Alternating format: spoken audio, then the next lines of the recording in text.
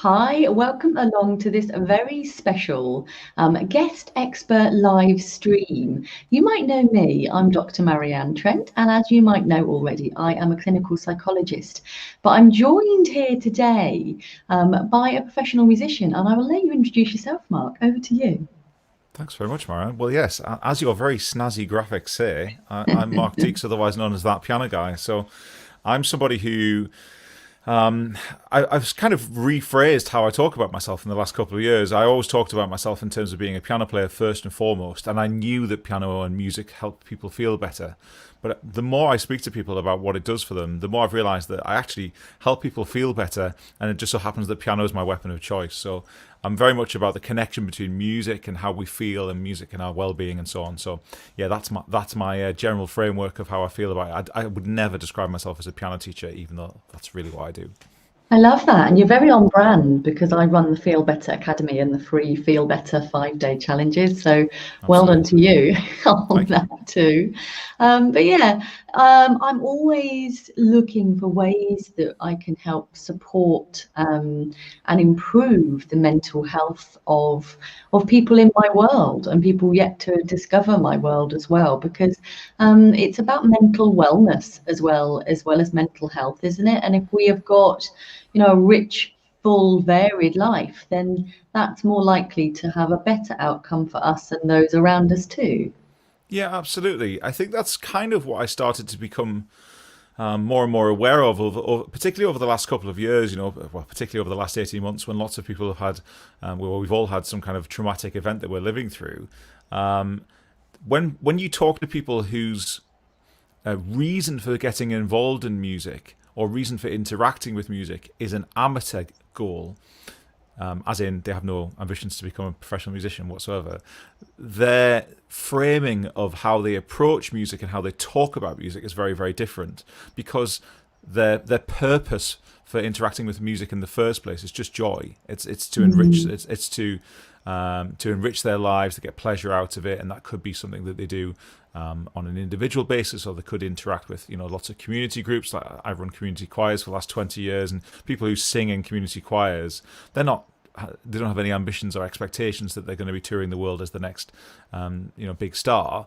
This is something that they're doing as a for many reasons, which often overlap into the well-being kind of language that we use and terminology that we use, to do with relaxation, to do with improving confidence, to do with reducing stress, and so on. So Mm. amateurs tend to discuss music and have as their purpose for getting involved with music a very distinct set of language and reasons. So, for example, just yesterday, it was brought to my attention that the ABRSM, which is the Associated Board of the Royal School of Music, had put out a tweet which had caused some controversy, and they'd obviously intended it to be motivating, and it had gone down like a lead balloon. And it was talking about the purpose of music, being striving for perfection and striving for improvement. And I put a reply in to say thank you for keeping me in business for the next 20 years, because I mean, if this is what we think is the purpose of music, to be perfect at it, then that's awful. I spend my professional life unpicking and repairing the Mm. damage of that. When people talk about musical lessons that they might have had as a child, getting their knuckles rapped with a ruler if they made a mistake, those kind of old horror stories of piano lids Mm. coming down on fingers and stuff because they made a mistake. Horrendous. I hear all kinds of stories like that. Yeah. And even But it's a people, trauma, isn't it? And if you've yeah, got a absolutely. trauma, you're not likely to want to pursue it. Yeah, absolutely. And it's sometimes something as basic as the not being the right fit. So a music teacher might be very classically trained, and the student, or your child, just wants to learn how to play, Oasis songs or whatever it might be. That if it's not a good fit in a musical way, or a musical level, then that can be a problem. But it also Mm. is like a motivational and much bigger picture. If you're trying to drill home that the purpose of being involved in music is to be perfect, then you're just ruling out loads of people who were never destined to be professional musicians, but could have had a lifetime of joy and enriching, soul enriching and mind enriching activities, if they'd just been allowed to interact with music in the way that they wanted to, at a level that was reasonable for them. Yeah, I agree with you. And it sounds like also what you're saying is if you haven't had a good relationship or you haven't felt like it's a good fit with a different music teacher in the past, that there's always time to have a different relationship, a better relationship, one that's more on your terms and meets your needs. Yeah, absolutely. How many times do we hear in different aspects of our lives how we sort of cling on to stories that we're told as children and just repeat them to ourselves over and over again and just repeat them as fact, when in fact it might just be their parents' opinion, or a teacher who said they were tone deaf, or whatever it might be. We repeat these as facts. I always give the example as being told that as a child, I really wanted a tropical fish, and because I thought they're really pretty, and we had a garden centre near where we lived with loads of tropical fish on, and my parents were concerned that they're quite difficult to look after. You got to clean them regularly. My dad wasn't very well at the time, and do we really need this extra stress and so on? And I was nearly 30, stood in this garden centre, admiring these fish, and my friend said to me, "Why don't you get one?" I said, "Well, they're really difficult to clean out." And I heard myself having this conversation. This is ridiculous. Of course, I'm capable of looking after a fish. So I bottled it slightly and bought a goldfish, but that's a separate story. But we cling on to these stories that we hear from when we're young. We do it with so many avenues of our life as well, money and relationships, and all these aspirations about things that might feel frivolous or decadent, and you think, hang on, where's that come from? Absolutely, yeah. I mean, my parents have never been big sort of restaurant goers, for example. My mum likes cooking, and they're sort of quite homely people. And when I discovered takeaways as a student, I'm like, this is extraordinary. So I could just, someone else will cook this food. This is great. It sounds like I'd lived a really protected life, but you know what I mean? We base our experience from when we're children. Absolutely. So could you tell us a little bit, if it feels comfortable, about how you got into music and how that's supported your mental health? Yeah, absolutely. So I mean, I don't remember a time before music for me because I was 5 when I started playing piano. So Fantastic. that it's been a lifetime thing. I'm 44 this weekend, so it's been a long journey. So I don't remember an alternative really. But of course, when you first start to play, when it became apparent that this was something that I kind of had a natural knack for, I went through the exams, and it was quite quickly. Well, thinking about what's this going to be. Did you have a piano in your house? Is that how you started into pianos? Well, my mum and dad had both tried to play as adults, and both found it really hard, and both struggled. Neither of them could really play at all. My dad could sort of pick out a little bit by ear, but my mum found it really hard. But the piano was still in the house. And so from when I was a child, apparently I was sort of quite fascinated by sort of reaching up to the keys and producing a sound. So there was no pressure at all. I wasn't made to go to lessons. It was just sort of see how he gets on. Let's see if he takes to it. And I did, and very quickly. So by the time I was 12, I'd done my grade 8, which is like the sort of standard top grade to get to, and by 15 I was teaching. So it was just something that I got. So it's obviously at that age you're not really thinking about mental health, and of course mental health wasn't really part of the conversation very much at that stage in culture. So it wasn't really until, as I say, I've worked with predominantly amateur musicians I have coached people who've gone on to become professionals, because I used to work as a music lecturer, but predominantly through my work with community choirs, and also by teaching adults. I always knew that I preferred teaching adults rather than young children. I kind of like the banter better. I just like being able to have conversations with people. I knew that because I knew I preferred that, I kind of sort of started over a long period of time, became a gradual awareness of what the motivation was for people doing these things. So like watching a community choir perform, for example, is very different to watching a professional choir perform. In that community choirs, I always think, have this little, whilst they might not be as technically accurate, there is an extra level of emotion or passion or commitment that sometimes you just can't really teach, because it's there or it isn't, and you just kind of got to facilitate them feeling like they want to do that. And if you do that, then they will give you something that is very difficult to replicate in any other ways. And so playing for and leading a lot of community choirs over the years, I sort of became quite sort of fascinated with this kind of feeling. So when I set my own choir company up 3 or 4 years ago called Sing United, my whole ethos of that was called Music with Meaning. I wanted the music to have a purpose, to achieve something. I didn't just want to sing songs for the sake of it.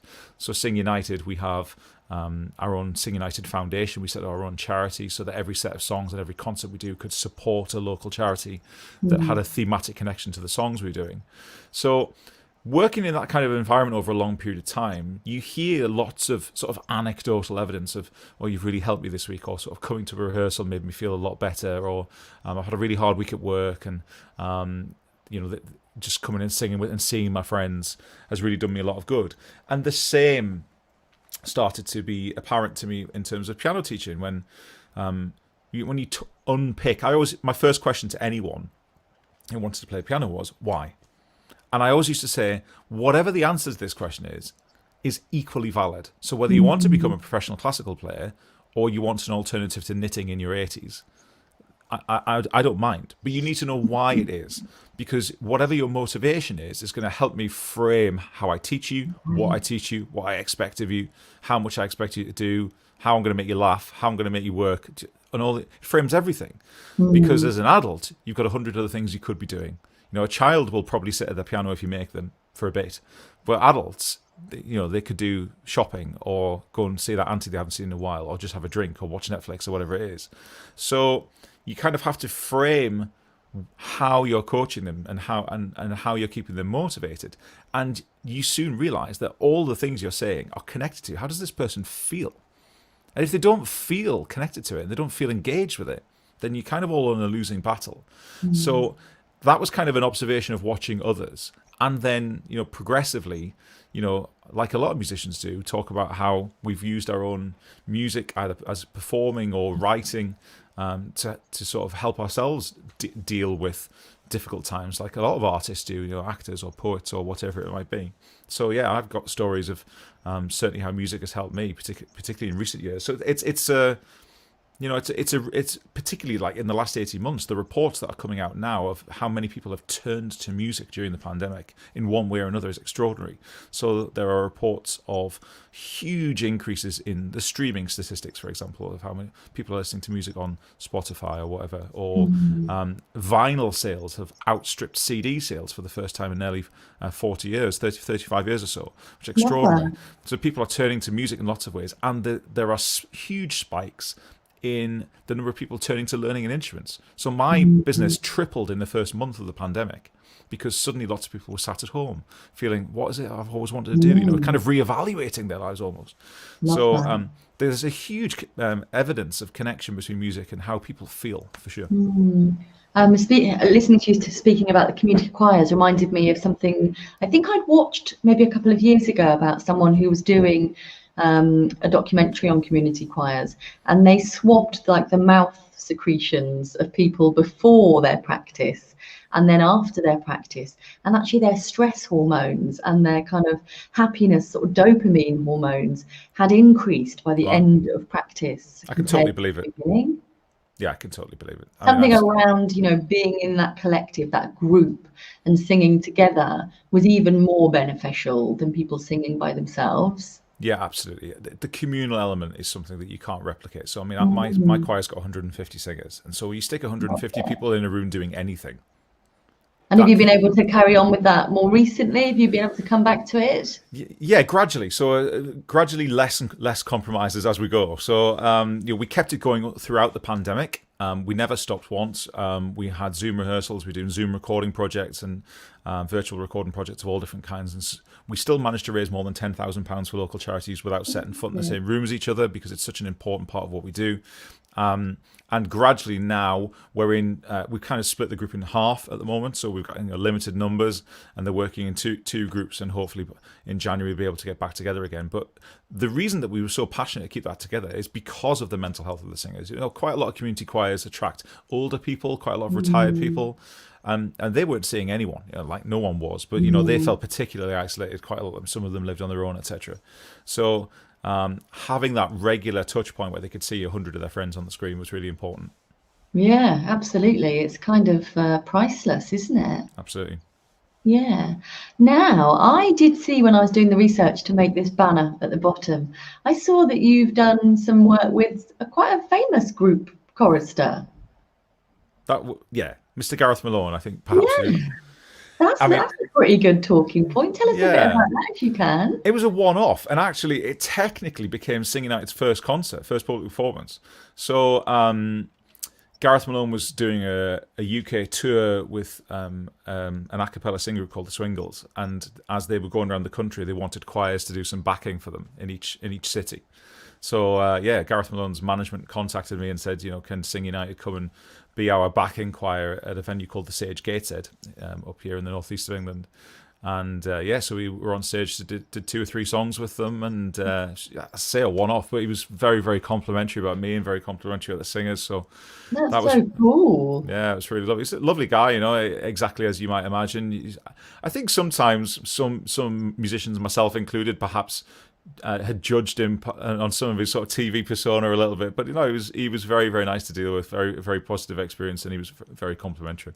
Good. And I think that you might be able to make us happy here, Mark. I think you might be able to play us a little bit of music. Is that right? Absolutely, I can do that. What would you like to hear?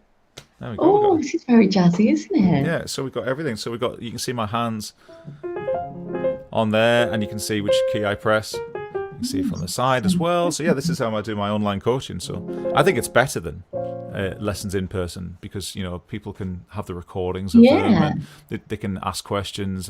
You've got better views of my hands than you would do sat. You would do if it wasn't for my Mark Deeks, that piano guy.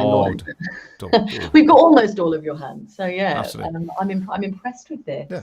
So what kind of atmosphere do you want? You want something upbeat, or would you like something chilled out? You choose.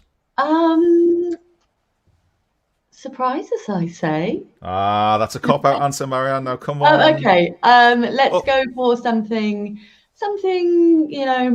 relaxing for now. Something relaxing. Okay. Yeah. So I'll play you a little bit of a tune by an Icelandic band called Sigur Rós. They're a band that many people don't know necessarily by the name. Tremendous band. And there's a piece of music that is particularly famous in their catalogue called Hoppy Podler, which is a piece of music that many people don't necessarily know by name, but may well recognise the tune. It was an already released piece of music and very popular, but it was given an extra boost by being used in one of the David Attenborough nature documentaries. So that might be it. I'm looking forward to it.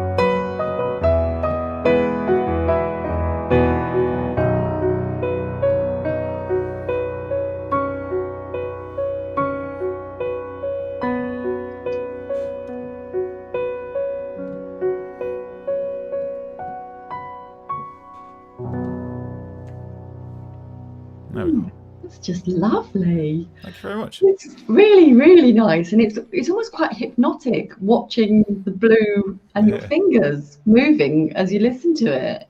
Yeah, absolutely. Got to have the coloured keys on brand, right? So yeah, my logo's all like sky blue. Yeah, really nice. Thank you. You're very talented. Thank you very much. It reminded me of I can play piano a little bit. Obviously, I'm not going to have a go. So what are you going to play right now, Marianne? Well, I used to play the recorder. I can read music. I used to play the violin, and I used to play the flute very, very badly. But yeah, I did. I think it was just before I got married. I just my mother-in-law is actually a now retired piano teacher, so I decided that I would start having some lessons. And so yeah, I could do some both-handed playing and play some nice little tunes, and I was really enjoying that. But then I got pregnant, and children do rather get in the way of our own pastimes. But now my youngest is 5, maybe I should go back to it. Maybe we should. It's always nice to hear stories of sort of families sharing when parents and kids are be able to do it, because it's such a great thing to sort of be able to share and sort of almost like sometimes they can be competitive with each other, or they can encourage each other, or they can motivate each other, or whatever it is. But just to be able to have that time together is really great. Yeah, we're a bit of a musical household. So I'm married to well, he used to be sort of professional drummer, and he does still gig. And he's got an electric kit and a full kit. So yeah, and then he's self-taught guitar player as well. So my children have grown up around music. The Oh, there's youngest, a family band, yeah, family band waiting to be formed. I'm going to play the tenor. The Trent 4, the Trent 5 or something. Four of us. Yeah, so my husband still plays drums and guitar, and my eldest is now having drum and guitar lessons at school. The youngest, and he has an electric kit in his room, and the youngest has a little kit that he makes a lot of noise with in his room. So I think my husband was very keen for someone to become a drummer. And why not? And why not? Yeah, but we're all right with a bit of noise here. And my husband started by playing saucepans in the kitchen, and I think after a while his parents thought he actually is quite persistent with these saucepans and these ice cream tubs. We better get him a drum kit, and the rest was history. Well, there we go. Got to spot the early signs. Yeah, for sure.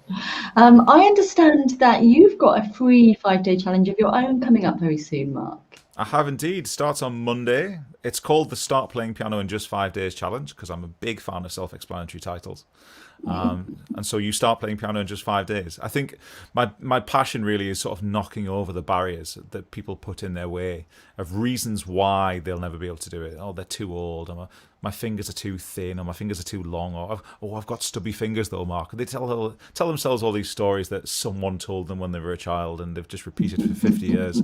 And they're all nonsense. Like, none of these things stop you playing piano. I've got clients in their 80s. I've got clients who were told they had stubby fingers, which is just not true, and now they're playing piano. I mean, the point for me is, let's not let something that you imagine to be the reason you're not doing it actually stop you and doing it when it's just not the case. So, for example, people say, I couldn't afford a piano. Well, you don't need to spend £5,000 on a piano. I've got recommended keyboards that I send people lists of that start at just under 200 quid. So we're not talking about fortunes. I did a video yesterday where I showed people how to get a free piano on Facebook Marketplace. And by the way, there are about 30 within 20 miles of me. That's amazing. Free pianos, old, beautiful, old wooden pianos that people just want rid of. It's terrible. It makes my heart bleed. But let's take advantage of the situation. So, but in order to take part in your challenge, do people need to have a guitar, not a guitar, a piano? Well, they can have a guitar if they want, but it probably won't help. So they need to have something. So even if it's a small, like, child's keyboard that was sat on the top of someone's wardrobe. Borrow one from your neighbour. Yeah, borrow one from a neighbour. Genuinely, get yourself on Facebook Marketplace and write the word keyboard or keyboard piano. There are free ones, left, right, and centre. Okay. So get something like that. If you absolutely don't want to have anything like that, you could do it on an app on a tablet device. It's not quite as satisfactory, but just let that not be the barrier. Just to dive in, just to have a go. Yeah, absolutely.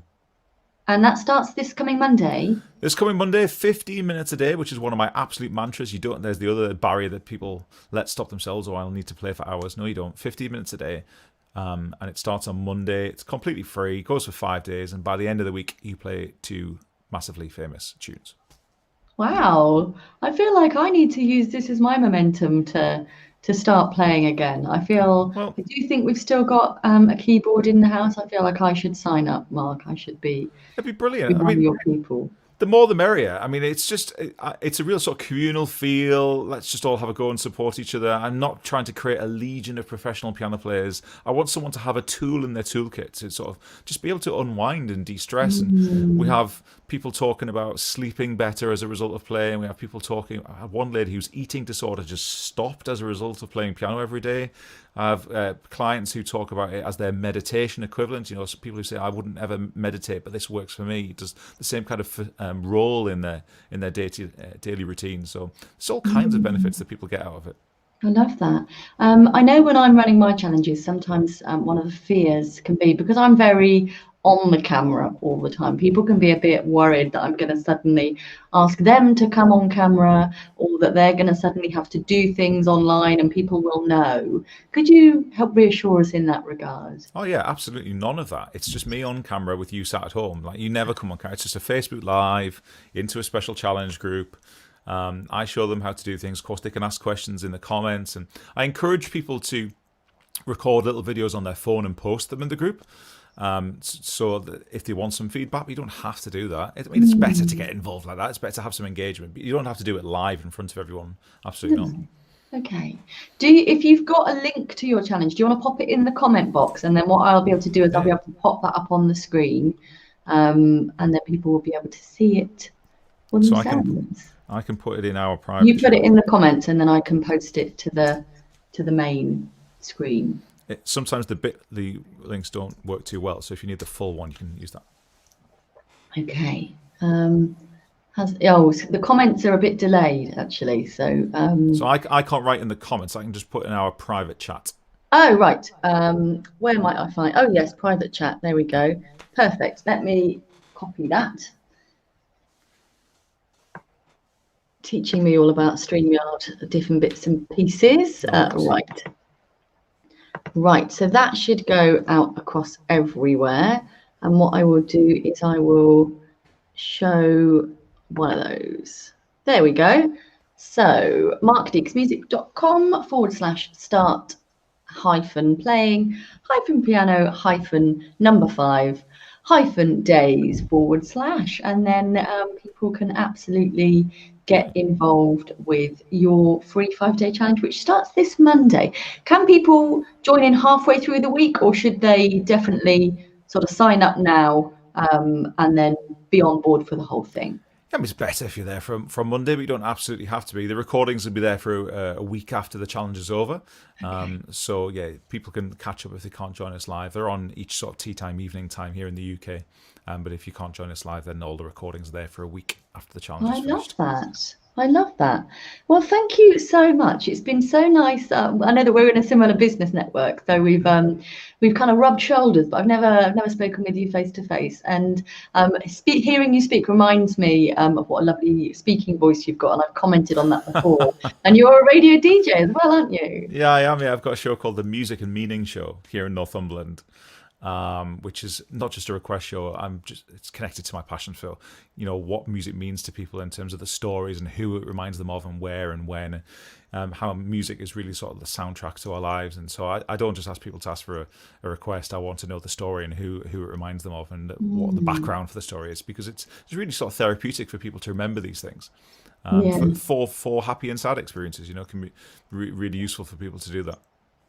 Yeah, I love it. Well, it's been an absolute pleasure speaking with you. Thank you and I hope that you have the best week. I'm going to sign up. I'm going to sign up after this. Anyway. So if anyone in my world wants to learn piano with me and with Mark next week, then get clicking on that link. And yeah, do connect, become part of Mark's world as well, because if he's going to do recitals like that of his wonderful piano playing, what is not to like? It's been so lovely speaking with you, Mark. Much appreciated, Marianne. Thank you so much for having me. Thank you. Catch up with you again soon. Take care. Bye-bye. Thanks for watching, guys. Bye.